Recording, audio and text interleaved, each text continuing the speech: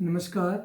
मेरी एक अपील माननीय प्रधानमंत्री श्री नरेंद्र मोदी जी के नाम। प्रधानमंत्री जी, आजकल जो इस वक्त कोरोना का एक ये पैंडमिक पोजीशन चल रही है, उसके बारे में हम भी आपसे कुछ एक अपील करना चाहते हैं। तो सबसे पहले तो मैं अपना इंट्रोडक्शन दे दूं।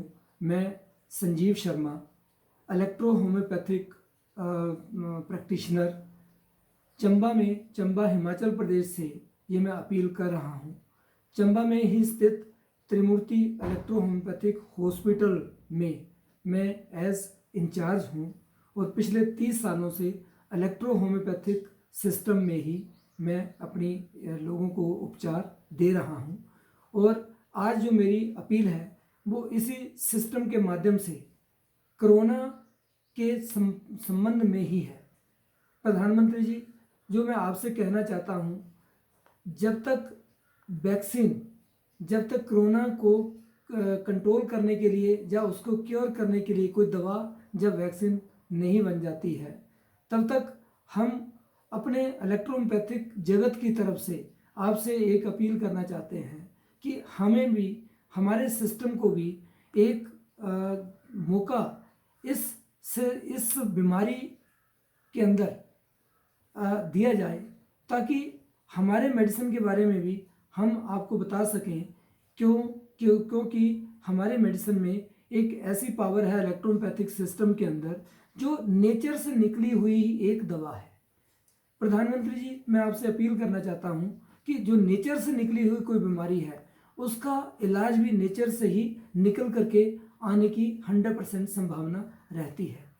जैसा कि आप जानते हैं कि पिछले कुछ सालों से हमारे जितने भी वायरसेस अटैक हमारे इस यूनिवर्स के ऊपर, ह्यूमन काइंड के ऊपर हुए हैं, उसमें ऐसे वायरसेस सामने देखने को आए हैं जो कि एक लेवल के बाद, एक लेवल नहीं कहूँगा, बहुत जल्दी कुछ महीनों के अंदर ही उनका रेजिस्टेंस लेवल इतना बढ़ जाता है कि हम उसके अगले नेक्स्ट स्टेप ट्रीटमेंट में जाने के लिए हमें सालों साल रिसर्च में लग जाते हैं। मगर जो इलेक्ट्रो होम्योपैथी का जो बेसिक सिद्धांत है प्रधानमंत्री जी, उसमें हर चीज़ की, हर समस्या का सलूशन मात्र एक ही है। क्योंकि इलेक्ट्रो होम्योपैथी का जो बेसिक प्रिंसिपल है वो इतना ही है, केवल एक लाइन का प्रिंसिपल है, वो है विशेषण of blood and lymph is known as disease and equilibrium position of the both is known as health. So प्रधानमंत्री जी, अगर इस प्रिंसिपल के बारे में हम चर्चा करें तो ये मात्र एक ऐसा प्रिंसिपल है जो कि हमें हर तरह की बीमारी के साथ लड़ने का एक सशक्त रास्ता प्रदान करता है। वो कैसे?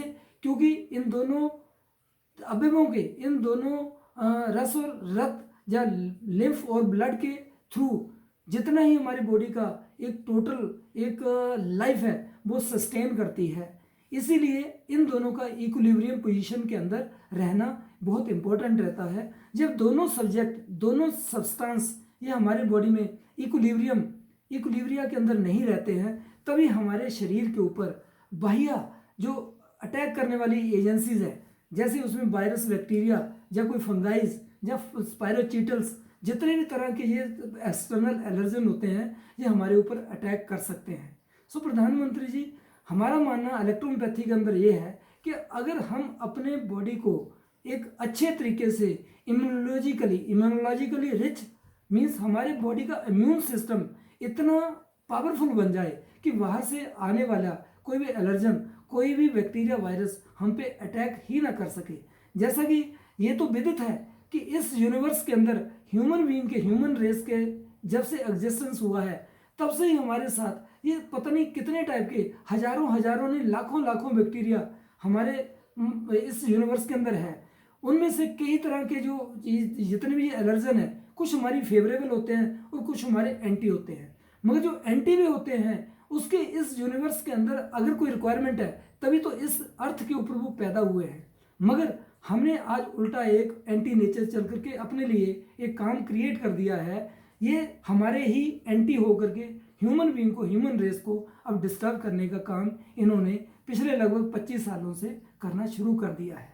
मैं आपके माध्यम से एक ही अपील करना चाहता हूँ कि प्रधानमंत्री जी, आप इलेक्ट्रोपैथिक पैटर्निटी को भी एक मौका दें। इन दवाइयों के रास्ते हम ये नहीं बोल रहे कि हम पेशेंट को ट्रीट करेंगे। जहाँ जहाँ इन पेशेंट का ट्रीटमेंट दिया जा रहा है, वहाँ वहाँ इन मेडिसिन को थोड़ा सा आप एप्लीकेबल करवा करके एक एक्सपेरिमेंट के तौर के ऊपर ना सही, कम से कम उन पेशेंट को हम ये क्लेम नहीं कर रहे हैं कि इलेक्ट्रोपैथी उस बीमारी को अच्छा कर देगी, मगर ये 100% श्योर है उस बीमारी को कंट्रोल करने में इलेक्ट्रोपैथिक सिस्टम एक अपना बहुत बड़ा रोल अदा कर सकता है। तो मैं आपसे मेरी विनम्र निवेदन है कि ये जो मैं आपको अपील कर रहा हूँ, ये इलेक्ट्रो होम्योपैथिक जगत में काम करने वाले उन तमाम डॉक्टरों की जो अंदर की पीड़ा है उसको मैं आपके सामने एक प्रस्तुत करने की एक कोशिश कर रहा हूँ। और मैं उम्मीद करता हूँ कि आप इस अपील को जरूर जानेंगे, जरूर जानने की कोशिश करेंगे और हमें इलेक्ट्रोपैथी की दवा को कम से कम एक चीज़ मैं आपको अंत में जरूर बोलना चाहूँगा कि अगर ह्यूमन बीइंग रहता है तभी कल की डेट में हम आगे बढ़ सकते हैं, हर दिशा में आगे बढ़ सकते हैं। अगर आज की डेट में ह्यूमन बीइंग ही खत्म हो गया तो कल की डेट में कौन सा प्रैक्टिकल, कौन सा वैक्सीन किस काम आ सकता है। तो मैं आपको इलेक्ट्रोपैथिक जगत के माध्यम से एक चीज़ की अपील करना चाहता हूँ कि पहले उस ह्यूमन बीइंग, ह्यूमन रेस को बचाने की कोशिश की जानी चाहिए, ताकि कल की डेट में हम इसके अगेंस्ट, इस वायरस के अगेंस्ट या कोई भी आने वाले विषय में वायरस के अगेंस्ट लड़ाई लड़ने का जो सो वो हम एक कोशिश कर सकें। वो तभी संभव रहेगा अगर हमारी आज की ह्यूमन रेस इस वायरस से अपने आप को लड़ाई लड़ करके बाहर निकलेगी। धन्यवाद।